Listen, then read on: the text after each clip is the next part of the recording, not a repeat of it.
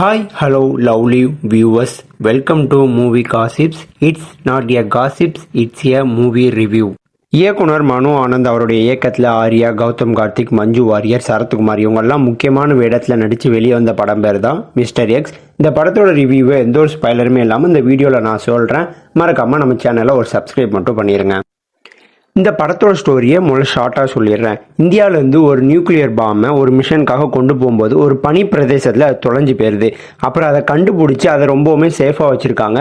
அந்த நியூக்ளியர் பாம்பை கிட்டத்தட்ட நிறைய நாடுகள்லேருந்து தேடி வராங்க. அந்த நியூக்ளியர் பாம்பு எந்த நாட்டுக்கு எல்லையுமே கிடைக்காம அது இந்தியாவுக்குள்ளே மீட்டு கொண்டு வர்றதுக்கான ஒரு மிஷன் தான் இந்த படத்தோட ஸ்டோரி. இதை நான் ரொம்ப ஷார்ட்டாக சொல்லியிருக்கேன். படத்தில் ரொம்பவுமே டீட்டெயிலிங்காக சூப்பராகவே சொல்லியிருப்பாங்க. இந்த மிஷனை நடத்தக்கூடிய ஒரு ரா ஏஜெண்டாக தான் நம்ம ஆர்யா அவர்கள் படத்தில் நடிச்சிருக்காங்க.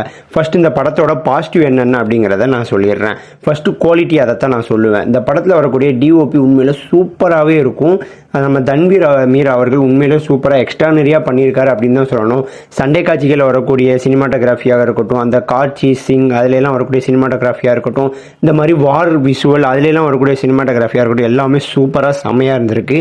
அண்ட் ஸ்டண்ட் சிவா அவருடைய ரோலும் சூப்பராகவே பண்ணியிருக்காரு. கிளைமேக்ஸில் வரக்கூடிய ஃபைட்லாம் சூப்பராகவே அந்த கொரியோகிராஃப் பண்ணியிருப்பாங்க. ஒவ்வொரு ஃபைட்டுமே ஒரு செம்ம ஸ்டாண்டர்டான ஒரு ஃபைட்டாக இருக்கும். பார்க்கும்போதே அதாவது நிறைய பேருக்கு ஆக்ஷன் சீக்வன்ஸ்லாம் பெருசாக பிடிக்காது.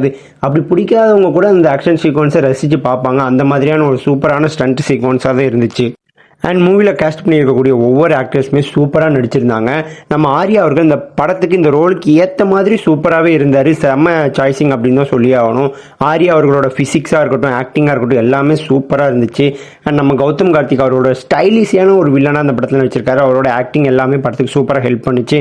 அண்ட் நம்ம மஞ்சு வாரியர் அவங்க நிறைய ரோல் எல்லா விதமான ரோலுக்குமே சூப்பராகவே ஆப்ட் ஆவாங்க. அவங்க இந்த படத்தில் ஒரு ரக்கடான ஒரு ஆக்டிங்கில் ப்ளே பண்ணியிருக்காங்க.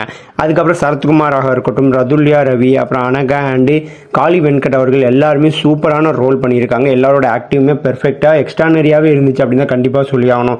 இன்னொரு பாசிட்டிவாக நான் என்ன பார்க்குறேன் அப்படின்னு சொன்னால், படத்தில் அன்வான்ட் சீன்ஸ் அதிகமாக எதுவுமே இல்லை அப்படின்னு தான் சொல்லணும். ஸ்டார்டிங்கில் அந்த லவ் சீன் ஐயோ லவ் வேறு வந்துருச்சு, ஒரு அன்வான்டாக இருக்குமோ அப்படின்னு நம்ம நினைக்கும் போது அந்த ஹீரோயினுக்குமே ஒரு ரோல் கொடுத்து ஒரு ப்ளே பண்ண வச்சுருப்பாங்க. அதெல்லாம் உண்மையிலே சூப்பராகவே இருந்துச்சு. அது படத்தோட ஒரு பெரிய ப்ளஸ்ஸாகவே இருந்திருக்கும் அப்படின்னு தான் சொல்லணும். அண்ட் படத்தில் அந்த நியூக்ளியர் பாம்பை எக்ஸ்பிளைன் பண்ணுற விஷயங்கள்லாம் சூப்பராக இருக்கும். அந்த அக்னி ஃபைல் லான்ச் ஆகிற ஒரு விஷுவல் இருக்கும் பாருங்கள், அதெல்லாம் செம்மையாக இருக்கும். அந்த எக்ஸ்பெஷலி அந்த செகண்ட் ஹாஃபில் ஒரு 20 மினிட்ஸ் என்னை அப்படி சீட்டு எஜ்ஜுக்கு உட்கார வச்சு ஆஹா இப்படிலாம் இருக்குமோ, ஐயோ இந்தியாவிலேருந்து ஒரு மிஷின் கிளம்பிடுச்சு, இது போய் இப்படி உருவாகிடும், அப்படி நான் உலக போரே உருவாகிறோம் அப்படிங்கிற மாதிரியான ஒரு விஷுவல் ஒரு ஸ்டோரி கிரியேட் பண்ணியிருந்தாங்க. அதெல்லாம் உண்மையிலே பார்க்கும்போது ரொம்பவுமே இதாக இருந்துச்சு அப்படின்னு தான் கண்டிப்பாக சொல்லணும். அந்த விஷுவல்ஸ்லாம் சூப்பராக செம்மையாக எக்ஸ்ட்ரானரியாக பண்ணியிருந்தாங்க.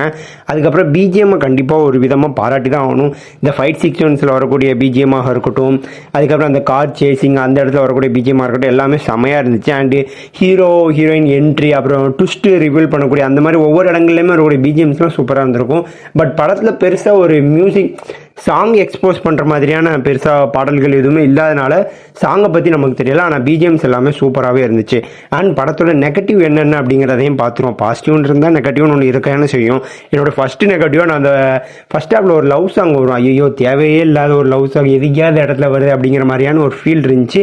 பட் அதை அவாய்ட் பண்ணியிருக்கலாம். அது பெருசாக ஒரு நல்ல பாடலாக இருந்தால் கூட ஒரு ரசித்து கேட்டிருக்கலாம். நல்ல பெருசாக ஹிட் ஆகாத ஒரு கவர்ச்சி உருவாகாத பாட்டாகவுமே இருந்துச்சு. அண்ட் அந்த பாடலில் வரக்கூடிய சீன்ஸும் ஒன்றும் பெரிய முக்கியமான சீன்ஸ் கிடையாது. ஹீரோயினை லவ் பண்ணுறாங்க அவ்வளோதானே, அது ஒரு வார்த்தையில் சொல்லிட்டு போயிடலாமா அப்படிங்கிற மாதிரி ஒரு ஃபீல் கொடுத்துச்சு. அண்ட் நம்ம கௌதம் கார்த்திக் அவர்கள் ஃபர்ஸ்ட் ஹாஃபில் பெருசாக வரமாட்டார். செகண்ட் ஹாஃபில் நிறைய இடத்துல வருவார், ஒரு மெயின் வில்லனாக ப்ளே பண்ணியிருக்காரு. ஆனால் ஃபர்ஸ்ட் ஹாஃபில் அவர் நிறைய இடத்துல வரமாட்டார் அப்படிங்கிறது ஐயோ இவர் மிகப்பெரிய வில்லனாச்சு, இவர் ஏன் ஃபர்ஸ்ட் ஹாஃபில் காட்டலையே அப்படிங்கிற ஒரு ஃபீல் இருந்துச்சு. மேபி காட்டியிருந்து நம்ம கௌதம் கார்த்திக் அவர்களுக்கு ஒரு பேக் ஸ்டோரியை கொஞ்சம் டீட்டெயிலிங்காக காட்டியிருந்தோம்னா இன்னுமே செம்ம இம்பாக்டாக இருந்திருக்கும். அதை காட்டுறதுக்கு மிஸ் பண்ணிட்டாங்களோ அப்படிங்கிற மாதிரியான எனக்கு ஒரு ஃபீல் கண்டிப்பாக இருந்துச்சு. அண்ட் அதையும் தாண்டிய ஒரு நெகட்டிவ் அப்படின்னு சொல்லணும்னா பெருசாக எனக்கு எதுவுமே தோணலை. உண்மையிலே ஒரு பார்க்கும்போது சூப்பரான ஒரு ஸ்பை த்ரில்லர் மூவி பார்த்துட்டு வெளியே வந்த ஃபீல் இருந்துச்சு. ஆக்ஷன்ஸாக இருக்கட்டும், குவாலிட்டியாக இருக்கட்டும், நம்ம இங்கிலீஷ் மூவிஸ்க்கு ஈக்குவலாக கொடுத்துருக்காங்க அப்படின்னு தான் சொல்லணும்.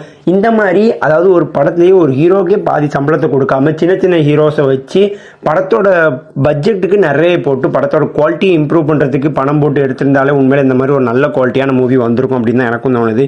இந்த படத்துக்கு என்னோட ரிவ்யூ 50க்கு 45 7.5. இது எல்லாமே அந்த குவாலிட்டி, டெக்னிக்கல் ஒர்க், அந்த சினிமாட்டோகிராஃபி, ஆக்டிங், அந்த எடிட்டிங், அந்த ஒரு கேட்டகரியை வச்சு தான் நான் இந்த ரேட்டிங் கொடுக்குறேன். ஆக்ஷன், ஸ்பை, த்ரில்லர் இந்த மாதிரியான ஜானர் மூவிஸ் பார்க்குறவங்களுக்கு இந்த படம் கண்டிப்பாக பிடிக்கும். மிஸ் பண்ணாமல் தேட்டரில் போய் பார்த்து என்ஜாய் பண்ணுங்கள்.